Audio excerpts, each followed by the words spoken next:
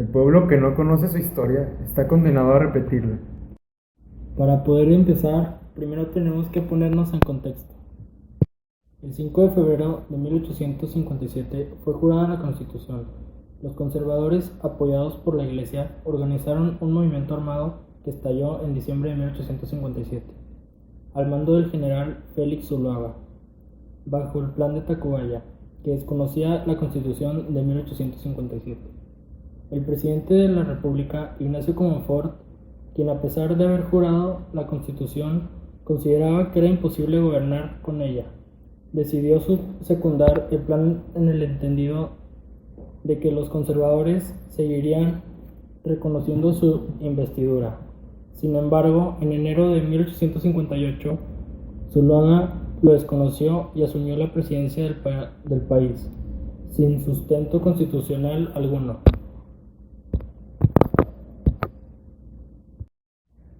De acuerdo con la Constitución de 1857, ante la ausencia del presidente de la República, correspondía asumir al presidente de la Suprema Corte de Justicia de la Nación, que en ese momento era el licenciado Benito Juárez García.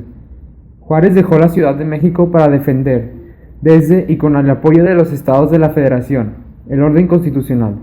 Así dio comienzo la Guerra de 3 años o Guerra de Reforma. Fue así cuando entre los años de 1859 y 1860 se expidió un conjunto de leyes que tenían la finalidad de completar la Constitución de 1857, volviéndola plena y un antecedente sin duda importante para nuestro régimen jurídico actual. Dichas leyes son conocidas como las leyes de reforma.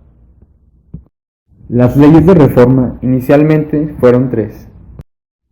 La Ley Juárez, de 1855, que suprimía los fueros del clero y del ejército y declaraba a todos los ciudadanos iguales ante la ley. Esta ley fue promulgada por Benito Juárez. La Ley Lerdo, de 1856, obligaba a las corporaciones civiles y eclesiásticas a vender casas y terrenos y fue creada por Miguel Lerdo de Tejada. La Ley Iglesias, de 1857, prohibió el cobro de derechos y pensiones parroquiales, es decir, el diezmo, y fue promulgada por José María Iglesias. Una vez que Benito Juárez trasladó su gobierno a Veracruz en 1859, se promulgaron las siguientes reformas, que complementaron las 3 anteriores y por tanto forman parte de las leyes de reforma. La ley de la nacionalización de los bienes eclesiásticos. Esta ley complementa la ley Lerdo, con un cambio importante. Los bienes ya no pasaban a manos de los rentistas. La ley del matrimonio civil establece que el matrimonio religioso no tiene validez oficial y establece el matrimonio como un contrato civil con el Estado. La ley orgánica del registro civil. Se declararon los nacimientos y defunciones como un contrato civil con el Estado. La ley de exclaustración de monjas y frailes. Se prohibió la existencia de claustros o conventos y se decretó la salida de las religiosas y religiosos que ahí vivían. La ley de libertad de cultos. Esta ley permitió que cada persona fuera libre de practicar y elegir el culto que desee. Esta ley también prohibió la realización de ceremonias fuera de las iglesias o templos. Pero, ¿por qué son tan importantes en la actualidad las leyes promulgadas por grandes liberales, que dieron fuerza a la Constitución de 1857 y, por tanto, sentaron las bases para la Constitución de 1917? Con la separación de la Iglesia y el Estado, quizá su aporte más sustancial, las leyes de reforma inauguraron el México moderno, tanto en lo legal como en la práctica social. Es por eso que a la fecha sigue siendo necesario remarcar su importancia y analizar su proceso de creación, como sostuvo la investigadora de la Universidad Veracruzana, Celia del Palacio Montiel. Gracias a estas leyes, existe en el país la separación de la Iglesia y el Estado, que es fundamental para la práctica del derecho y de las leyes modernas, y que se ha tratado de soslayar en la actualidad.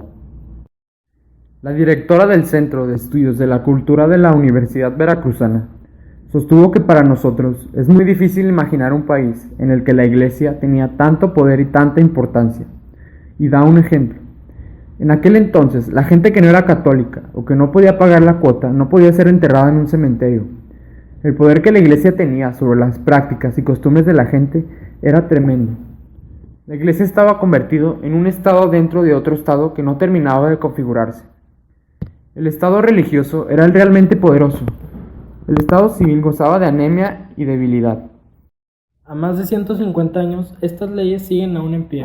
Por ejemplo, el matrimonio y el registro civil, y que además han tenido una gran trascendencia en el pensamiento y la sociedad mexicana, dándole a nuestro país un cambio enorme tras la separación del Estado y la Iglesia, volviéndolo un Estado laico y tolerante, que reconoce los derechos humanos más importantes: libertad de conciencia, de culto y de religión.